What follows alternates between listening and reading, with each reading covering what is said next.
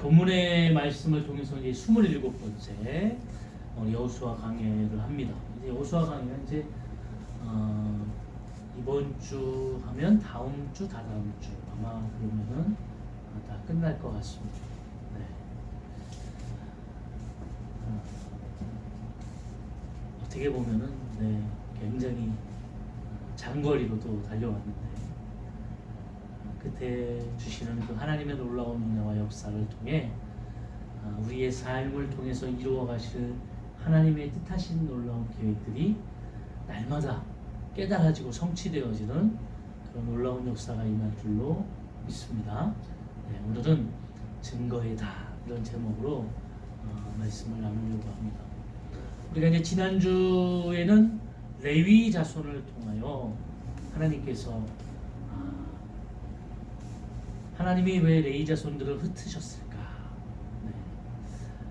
우리가 창세기를 보면서 이것은 분명히 그들의 죄를 통하여 그 아버지 야곱에게서 이루어지는 저주 때문이다. 그렇지만 그것이 저주로 끝나는 것이 아니라 하나님은 그것을 도리어 바꾸셔서 레위 자손들을 구별하여 세우시고 그들은 저주받은 아들이었지만 하나님이 그들을 구원하여 주셔서 그들을 하나님의 성전에 사용되어지는 거룩한 제사장으로서 거룩한 하나님의 레위인으로서의 그런 삶을 살아가게 하셨습니다.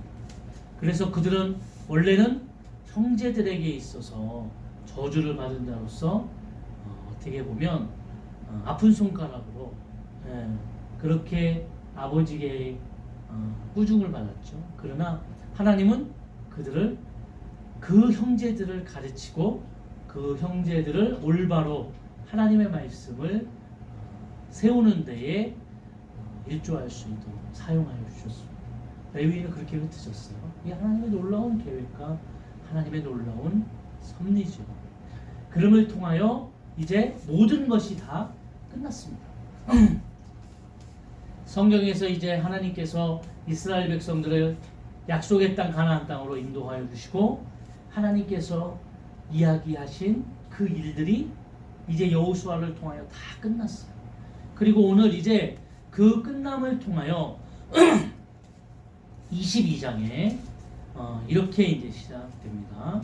1절부터 보면 그때의 여호수아가 루벤 자손 사람과 갓 사람과 므낫세 반지파를 불러서 그들에게 이르되 여호와의 종 모세가 너희에게 명령한 것을 너희가 다 지키며 또 내가 너희에게 명령한 모든 일에 너희가 내 말을 순종하여. 이 말은 이 루벤, 갓, 므낫세 반지파는 모세가 살아있을 때에 모세에게 부탁을 했죠. 그래서 우리는 요단강을 건널 필요가 없을 것 같다.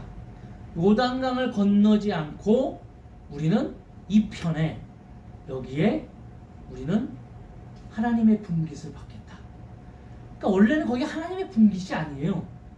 그냥 그들이 보았을 때 요단강을 건너지 않아도 여기도 우리가 보기에 너무 좋다. 우리 눈에 보기에 살만하고 여기도 괜찮다. 그래서 여기를 우리의 분깃으로 주었으면 좋겠다. 그렇게 모세에게 이야기했고요. 모세가 그럼 하나님께 기도하면서 거기를 이 두 지파 반에게 주었습니다. 그러나 모세가 주면서 조건으로 얘기했던 것이 뭐냐면 너희는 여기를 받았지만 이스라엘 자손들이 저 요단강을 건너서 가나안에 들어가서 약속의 땅을 정복할 때까지 전쟁을 할 것인데 그 전쟁을 할 때까지 너희는 맨 앞에 앞장서서 그 전쟁을 다 치러야 된다. 그리고 그 전쟁이 끝날 때까지 돌아오면 안 된다. 이렇게 약속을 했어요. 그것을 여호수아 1장에서는 여호수아가 다시 상기시켜서 너희가 모세를 통하여 약속하였던 그 약속을 이행하라. 그렇게 했을 때 이들이 오늘 우리가 한 것처럼 이 두 지파 반이 전쟁이 끝날 때까지 돌아가지 않았습니다. 돌아가지 않았어요. 그러니까 하나님께 약속을 하고 그 약속한 그 내용을 잘 지켰다라는 거죠. 이건 너무나 대단하고 감사한 일이죠. 네. 그러니까 오늘 여호수아가 그 일을 보면서 이제 그들을 치사하는 겁니다. 3절 오늘까지 날이 오래도록 너희가 너희 형제를 떠나지 아니하고 오직 너희의 하나님 여호와께서 명령하신 그 책임을 지키도다. 이제는 너희 하나님 여호와께서 이미 말씀하신 대로 너희 형제에게 안식을 주셨으니 그런즉 이제는 너희가 여호와의 종 모세가 요단 저쪽에서 너희에게 준 소유지로 가서 너희의 장막으로 돌아가되 오직 여호와의 종 모세가 너희에게 명령한 명령과 율법을 반드시 행하여 너희의 하나님 여호와를 사랑하고 그의 모든 길로 행하며 그의 계명을 지켜 그에게 친근히 하고 너희 마음을 다하여 성품을 다하여 그를 섬길지라 하고 여호수아가 그들에게 축복하여 보내매 그들이 자기 장막으로 갔더라. 네. 쉽게 얘기하면은 이제 여호수아가 당부를 하는 거예요. 이제 그 떠나야 되는데 근데 여호수아 나이가 많습니다. 우리가 이제 성경을 대부분 많이 여호수아 한 110살에 죽었어요. 110살에 죽었는데 이때가 이제 거의 마지막 때입니다. 그러니까 이제 여호수아가 내가 너희를 언제 볼지 모르는데 그렇지만 너희가 다시 요단강을 건너서 저쪽으로 가더라도 너희 땅으로 돌아가더라도 하나님을 섬기는 일, 계명을 지키는 일을 너희가 소홀히 하면 안 된다. 예배드리러 너희는 꼭 가야 된다. 이런 어떻게 보면 당부하는 거죠. 그리고 보냈습니다. 보냈는데 이제 이들에게 전쟁을 통하여 얻은 물자들도 다 이제 나누어 줬어요. 가서 이제 너희에 나누어서 이제 잘 살아라. 이렇게 해서 이제 보냈는데 이제 10절 이들이 가면서 이렇게 이제 이 두 지파 반이 가는 겁니다. 가서 10절에 루벤 자손과 갓 자손과 므낫세 반 지파가 가나안 땅 요단 언덕가에 이르자 거기서 요단가에 제단을 쌓았는데 보기에 큰 제단이었더라. 이 말은 요단강을 건넜어요. 건넜는데 건너고 이렇게 보니까 요단 언덕에 이제 자기 편이죠. 이제 여기 이제 요단강을 건너 자기 편에 보니까 이런 생각이 든 거예요. 갑자기 아니 우리는 괜찮은데 혹시 우리가 요단강을 건너서 이쪽에 이제 산다고 해서 저쪽에 사는 저 9지파 반이 나중에 야 너희는 요단강 이쪽에서 살았고 원래 요단강을 건너서 여기가 하나님의 약속의 땅인데 너희는 그쪽에 사니까 우리랑 상관이 없다. 그러면서 이들이 고민하는 게 뭐냐면 그런데 그러면 여호와의 분깃이 우리의 자손들에게 혹시 그들이 이제 자손들이 서로 모를 때 우린 다 죽고 그랬을 때 없어지는 거 아니냐 이런 고민을 합니다.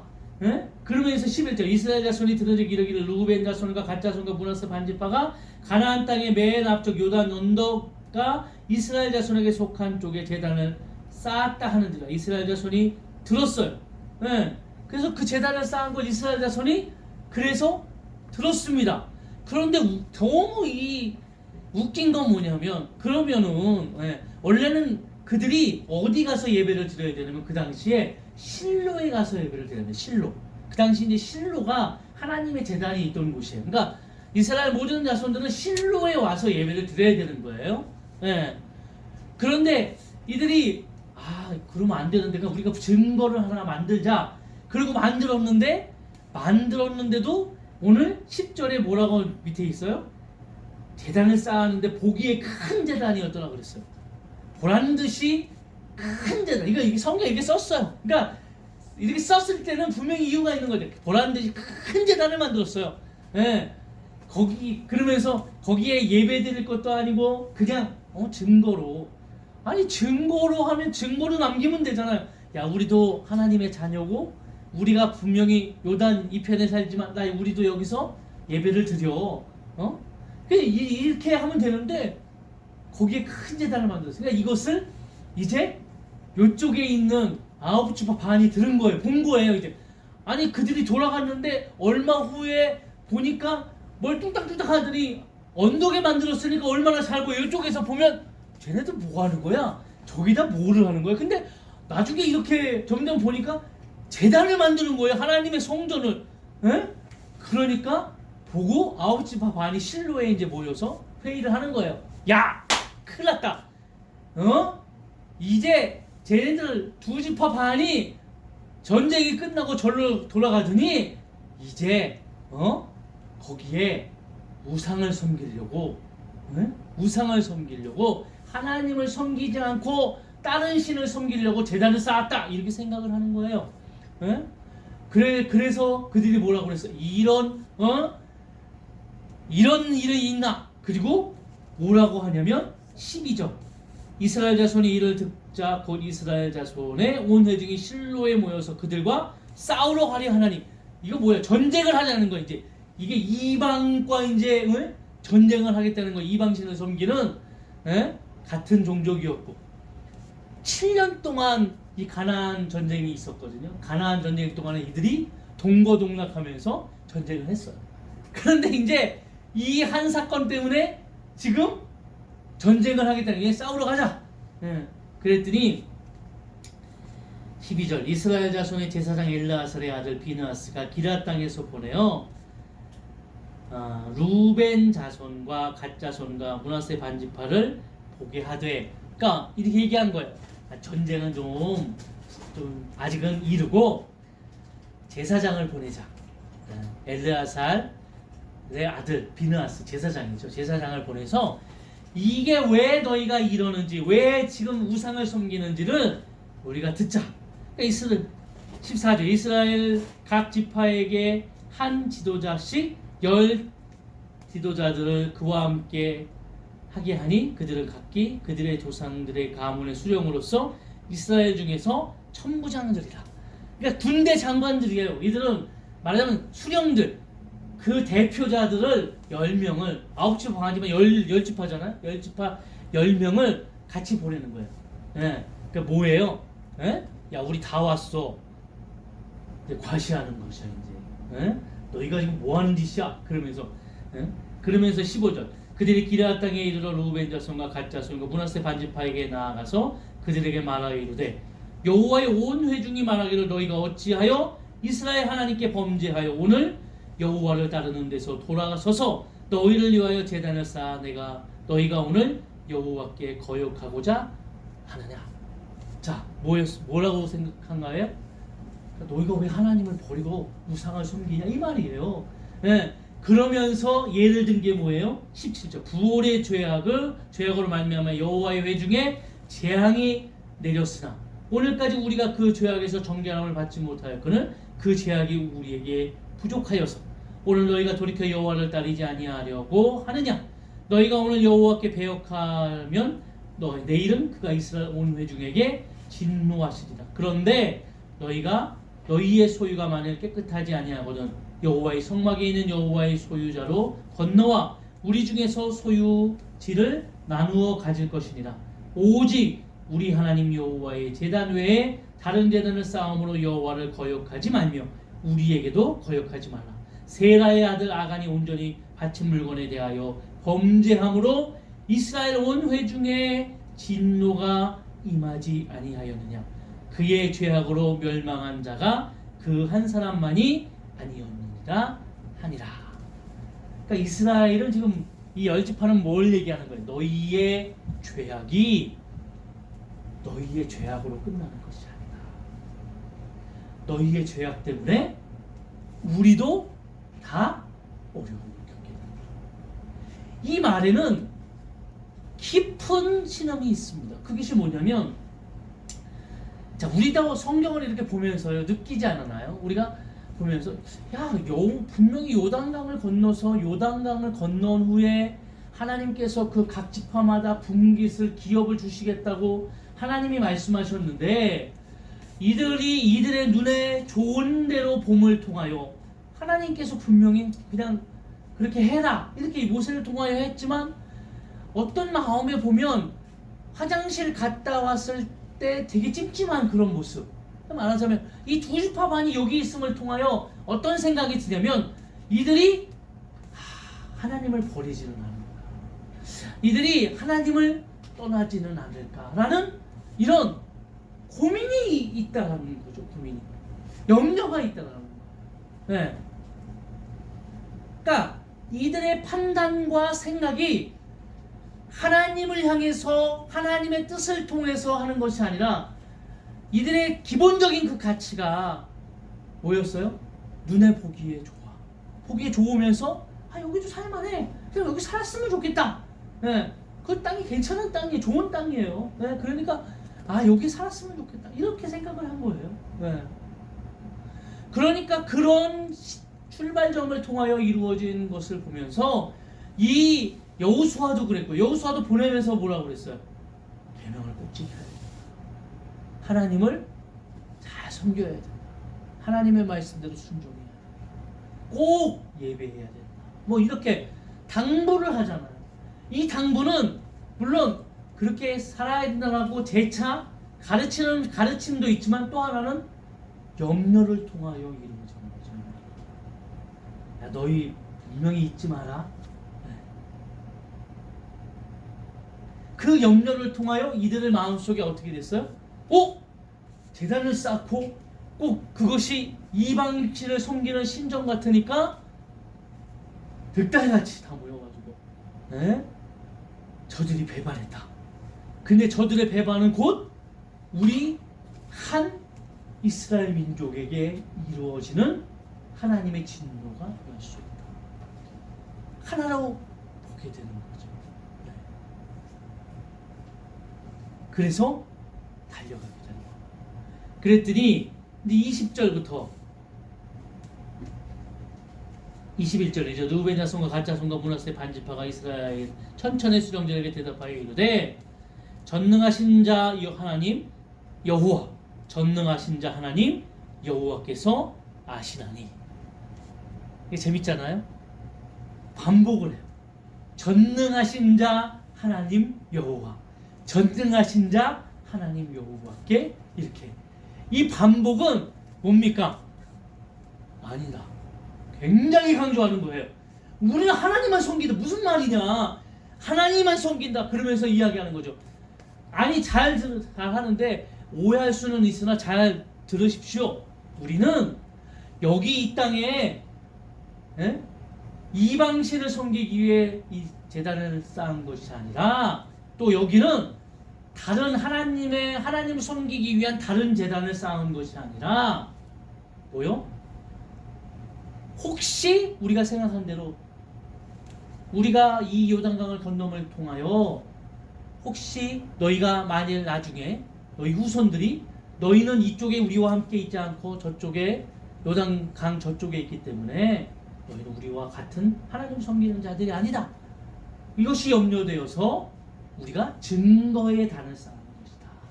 증거의 단을 쌓는 것이다. 여기는 제사도 지낼 것이 아니다. 참 밀어놨잖아. 제사도 지낼 것도 아니고 번제도 지낼 것도 아닌데 뭘 그렇게 큰 제단을 쌓았어? 뭘 그렇게 큰 제단을 쌓았어?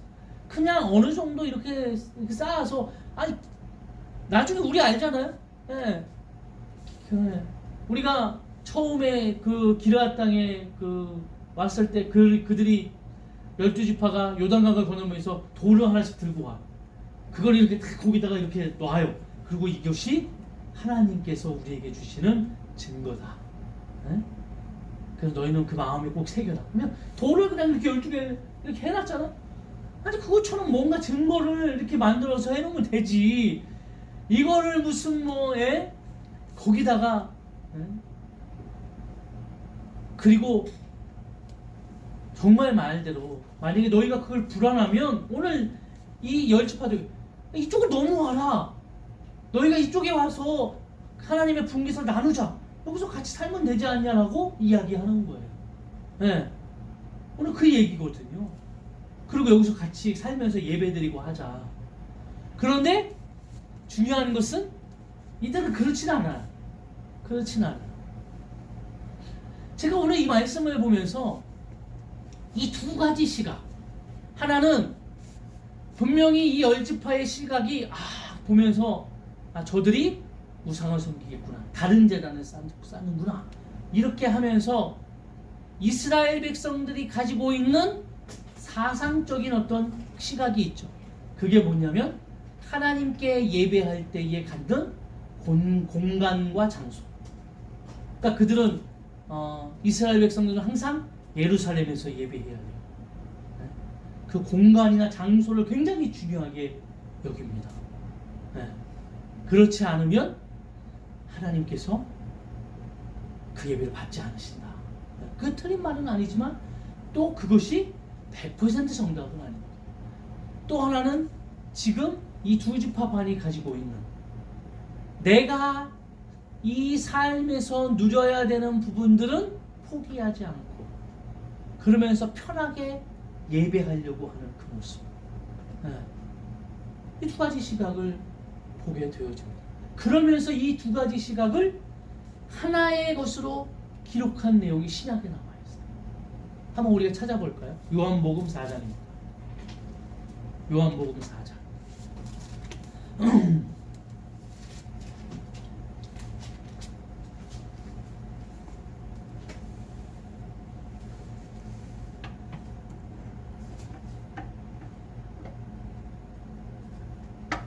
19절부터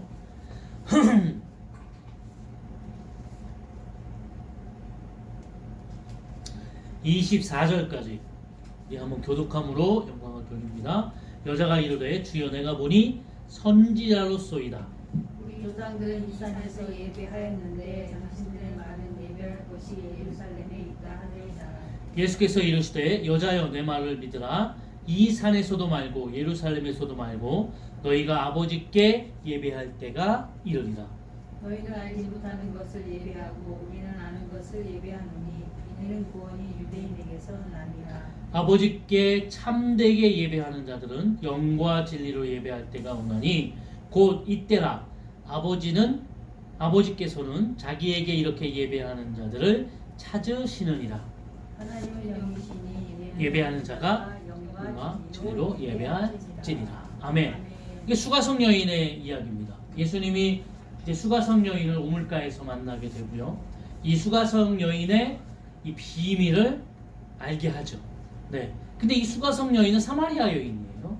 그래서 이들은 어디서 예배하냐면 그리심산에서 예배합니다. 네.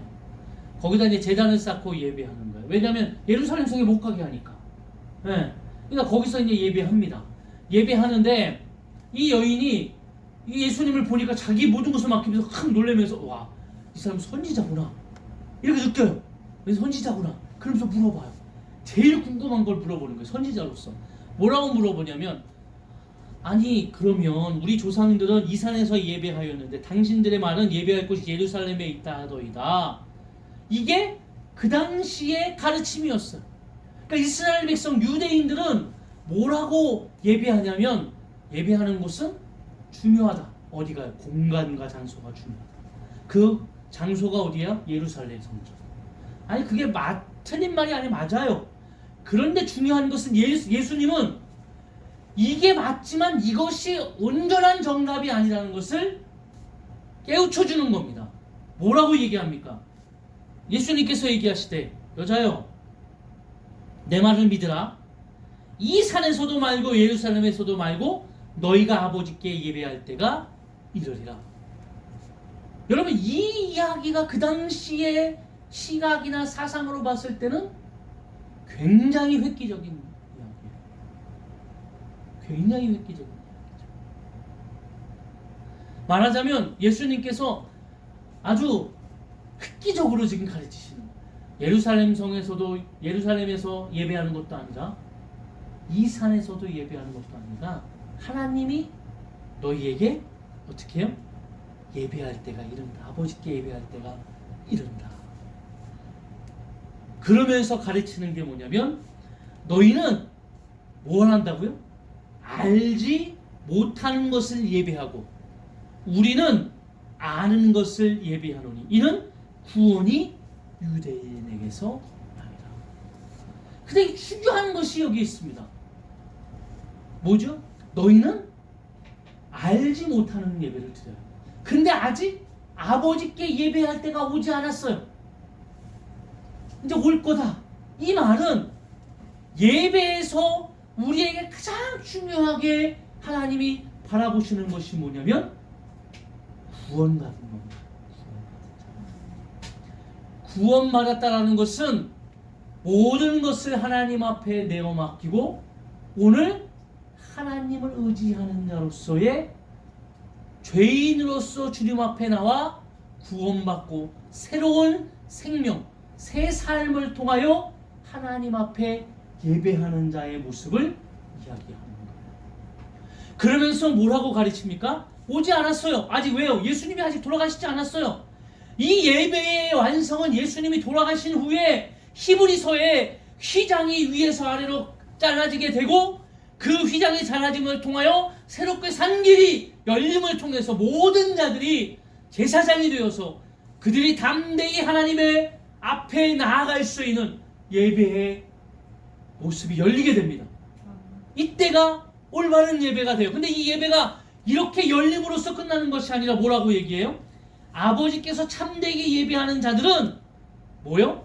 영과 진리로 예배할 때가 오나니 곧 이때라. 아버지께서는 자기에게 어떻게 예배하는 자들을 찾으시니라. 이렇게 예배하는 자들을 찾으시니라.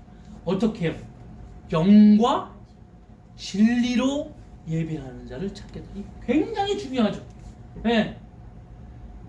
예배의 가장 중요한 의미가 여기 담겨져 있는 거예요. 영과 진리. 이 영은 쉽게 얘기하면 우리가 가지고 있는 생각이나 우리가 가지고 있는 것으로 예배하는 것이 아니라 성령 하나님의 다스림을 통하여 예배하게 되는 겁니다. 우리는 여기서 하나님의 임재라고도 얘기하고, 그러니까 예배를 우리가 와서 예배할 때에 하나님의 그 임재를 경험하게 되어집니다. 그리고 뭐요? 진리로. 하나님은 영이시니 예배하는 자가 영과 진리로 예배할지다. 이 진리, 예전에는 진정 이렇게 얘기했잖아요. 이게 뭐냐면 영과 진정으로 예배하겠다. 근데 이 진정이라는 뜻이 알다라는 뜻이거든. 알다. 알고 예배하는 것이다. 알고 예배하는 것이 뭐냐면 진리를 깨닫게 되는 거예요. 근데 진리를 어떻게 깨닫습니까? 맞아요. 그게 맞죠. 그러나 진리를 어떻게 깨닫는다고 예수님이 말씀하셨어요? 아니에요. 예수님이 뭐라고 말씀하셨냐면 예수님이 나는 이제 갈 거다. 그런데 너희에게 뭐를 보내주겠다고 그랬어요? 보혜사 성령을 보내주겠다. 보혜사 성령이 뭐 한다고요? 너희에게 하나님의 말씀, 이 진리를 깨닫게 하겠다. 그랬어요. 그러니까 영과 진리로 예배한다는 그 말은 뭐예요? 하나님 앞에 나온 모든 자들이 오늘 새로운 생명을 가지고 삶을 가지고 구원받은 자로서의 모습을 가지고 그가 뭐라는 거예요? 회개하라는 거죠. 회개한 자들이 구원받은 자로서의 모습을 가지고 그름을 통해 사도 바울이 이야기한 대로 우리 안에 사망과 생명의 법이 싸울 텐데 누구의 다스림을 받아야 돼요? 성령의 다스림을 받고 성령 하나님의 인도함에 따라 성령 하나님의 진리를 깨닫게 함에 따라 예배해야 된다. 그 말이에요.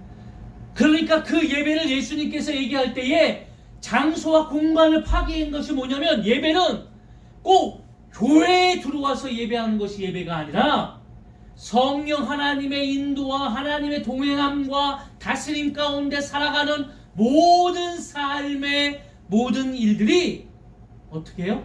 진리를 깨닫고 그것을 통하여 날마다 하나님께 감사하고 고백하고 회개하고 이렇게 살아가는 인생의 모든 삶이 예배다. 믿으시나요? 그러니까 예수님이 그걸 다 깬 거죠. 네. 어떻게 예수님 계속 그렇게 말씀하셨어요. 네. 예수님, 너희가 예루살렘 성전을 다 부셔도 며칠이면 지을 수 있다고요? 3일이 있는 제루살렘. 이 말은 무슨 의미예요? 성전은 누구라는 거예요? 예수 그리스도 자신이라는 거죠. 사람들의 생각에는 교회, 이런 공간이나 장소에 대한 그런 이야기. 예수님은 그렇지 않아요. 우리의 시각이 그런 겁니다. 그러면서 이 두 지파 반의 시각은 뭐죠? 아까 제가 잠깐 얘기했지만 내 눈에 보기 좋은 데서 내가 보기 좋은 가치를 가지고 삽니다. 그러면서 한 발을 약간 이렇게 담그면서 뭐라고 얘기해? 내가 그래도 혹시나 하나님께서 말씀하신 대로 혹시나 하나님의 자녀로서 예수님 오시면 어떡해? 정말 오시면 어떡해요? 그럼 나 구원받고 복받아야 되잖아요. 그런데 내 중심은 어디 있어요? 세상에. 그러면서 살아가는 거예요. 그러면서 놓지 않는 거죠. 편리한 삶은 다 살면서 그러면서도 한쪽으로는 내가 그래도 하나님 섬기는 자야. 나 그래도 하나님께 예배하는 자야. 어떻게 해요? 주일날 예배를 드리는 그거 하나 가지고 예배당에 와서 그냥 그 시간 때우는 그 시간 가지고 난 예배하는 자라고 얘기해요. 그 개념을 다 깬 거죠.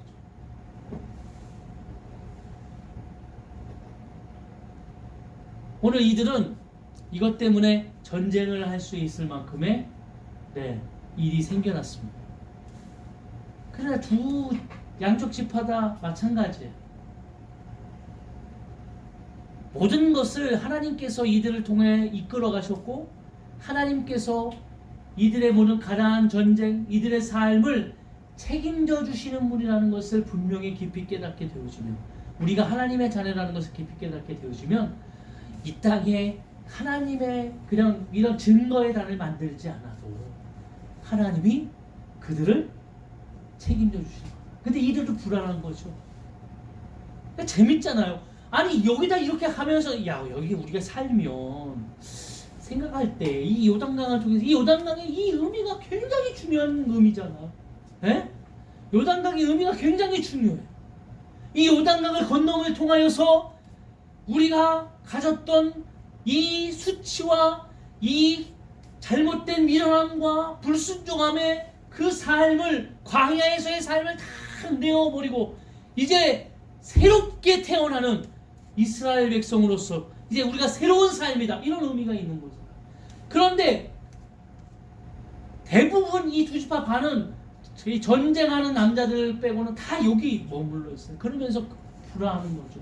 우리 아이들은 앞으로 살아갈 우리 아이들은 어떻게 해요?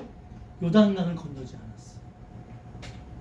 그러니까 그 마음에 증거의 단을 만들어야 됩니다. 이게 우리 삶의 예배의 모습과 같아요. 복음 받아야 돼요. 하나님을 섬겨야 되겠는데 중요한 것은 세상 것도 놓지 않아. 그러다 보니까 내가 주인이 되어서 예배하는 모습도 신령과 진정으로 영과 진리로 예배하는 것이 아니라 어떻게 해요? 그냥 내 중심적으로 나 예배하는 그 시간, 그 시간대만 가면 돼. 그러니까 예배하는 모습이 어떻습니까? 교회에 앉아있진 않아. 다른 세상의 여러 가지 생각과 잡념으로 온전한 예배를 드립니다. 또 이쪽의 열지파도 마찬가지예요. 틀리진 않았으나 이들이 보편적으로 가지고 있는 지금 이 시대에도 마찬가지예요. 장소나 성전, 교회를 이렇게 생각하기 때문에 막 크고 좀 좋게 지으면 너무 좋죠. 하나님의 성전을 크게 짓고 거기에서 예배 드리겠다는데 나쁘진 않으나 우리가 한번 생각해 볼 문제이다. 꼭 그렇게 해야 될까? 장소와 그것도 중요하나 더 중요한 것은 예배하는 자들이 그 예배를 통하여 어떻게 회개와 하나님의 임재와 하나님의 진리를 깨닫고 변화되어져서 나아가는가, 이게 중요하지 않아요. 그러니까 중요한 하나님의 그 깊은 뜻을 버리고 표면적으로 드러나는 것 때문에 그렇게 아웅다웅하면서 우리는 교회에서도 그렇게 싸우고 있다. 그러니까 우리가 뭐 자주 보지는 못하지만 교회의 꼴불견 하나가 뭡니까? 네. 한 교회에서 목사파와 장로파가 한 교회에서 예배를 드려요. 그러면서 서로 한 교인인데 의리롱대요. 그 예배는 드려요.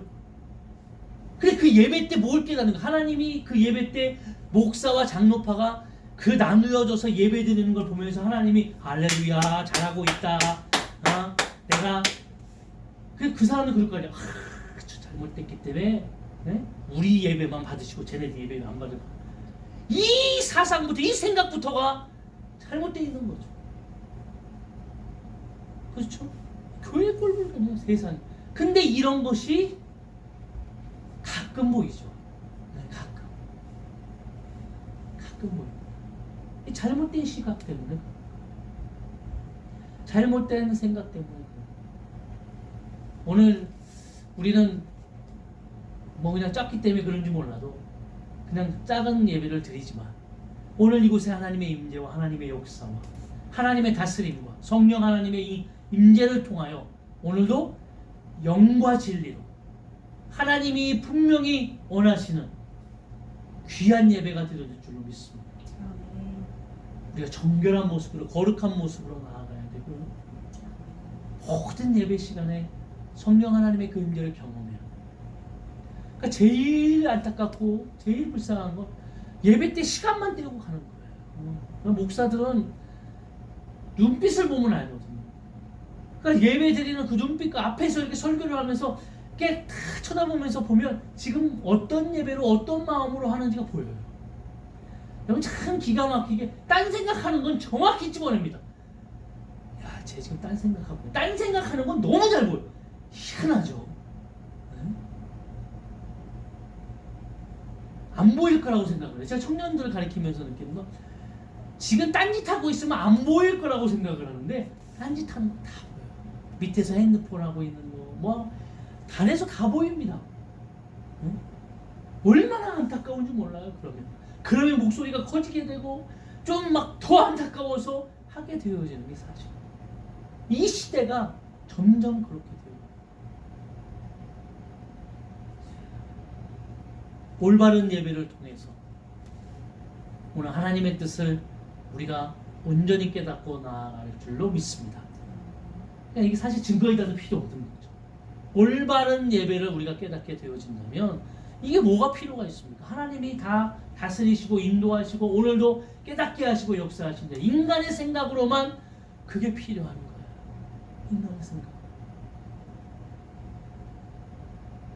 너무나 그럼을 통하여 오늘 말씀을 통해서 오늘도 우리가 진리를 깨닫고 그 진리를 통해서 하나님 앞에 오늘도 올바로 나아가시기를 주의 이름으로 축원합니다. 그래서 오늘도 제가 이걸 쓰면서 참된 예배 이렇게 썼잖아요. 이걸 쓰면서 우리는 작지만 참된 예배를 드리는 교회가 됐습니다. 예배만 우리가 드리잖아요. 다른 거 없잖아요. 이 주일날 요 예배 한번 하나님 앞에 드리지만 그래도 우리가 참된 예배를 드렸습니다. 저한테 자꾸 얘기하는 겁니다. 자꾸 저도 이렇게 되면 자꾸 사람이 자꾸 게을러지고 누주해지고 그래요. 근데 우리가 다시 한번 코람대요. 하나님 앞에서 오늘도 온전히 나아가는 귀한 역사가 임할 줄로 믿습니다. 네. 우리 다시 한번 하나님 앞에 주 은혜임을 결단하면서 찬양하겠습니다.